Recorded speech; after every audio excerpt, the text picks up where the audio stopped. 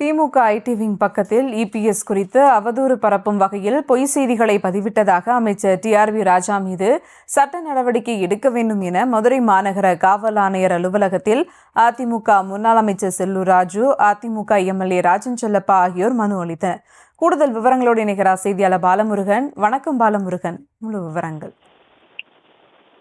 நிச்சயமாக திமுக IT wing மூலம் அதிமுக பொதுச் செயலாளர் எடப்பாடி பழனிசாமி மீது அவதூறு பரப்பும் வகையில் கேலி சித்திரம் உருவாக்கி சமூக வலைதளங்களில் பொய்யான செய்திகளை வெளியிட்ட விவகாரத்தில் திமுக ஐடி விங் செயலாளர் தொழில்துறை அமைச்சர் டிஆர்பி ராஜா மீது சட்ட நடவடிக்கை எடுத்தும் கேலி சித்திரத்தை நீக்க வேண்டும் என மதுரை மாநகர் ஆணையரிடம் மதுரை மாநகர் செல்லூர் ராஜு, திருப்பரங்குன்றம் சட்டமன்ற உறுப்பினர் ராஜன் செல்லப்பா மனு அளித்தார்கள்.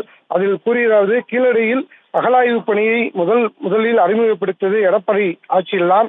ஆனால் திமுக ஐடி விங் எடப்பாடி பழனிசாமி விருதத்தை கேலி செய்து வரைபடம் வெளியிட்டுள்ளார்கள். போட்ட சட்டையை கிழித்துக் கொண்டு ஐயா அம்மா என ஸ்டாலின் கதறிய காட்சிகளை காற்றில் எல்லாம் வரைய வேண்டிய அவசியம் எங்களுக்கு கிடையாது. கீழடி அகழாய்வில் சந்தேகம் இருந்தால் இத்திட்டங்களை முன்னிருந்து செயல்படுத்திய அதிகாரி இப்போதையே நீதித்துறை முதன்மை செயலாளர் உதயச்சந்திரன் ஐஏஎஸிடம் கேட்டு தெரிந்து கொள்ளலாம். கீழடி அகழாய்வு நிராகரிக்கப்பட்டால் அதனை உண்மையாக எதிர்க்கும் முதல் குரல் அனைத்து இந்திய அண்ணா திராவிட முன்னேற்ற கழக குரலாக தான் இருக்கும். சிவகங்கை மாவட்டம் கீழடி அகழாய்வு பணிக்காக 55 லட்சம் ஒதுக்கி 18/4/2016 அன்று அகழாய்வு பணிகளை துவக்கப்பட்டு செப்டம்பர் 2018 பணிகள் முடிக்கப்பட்டன.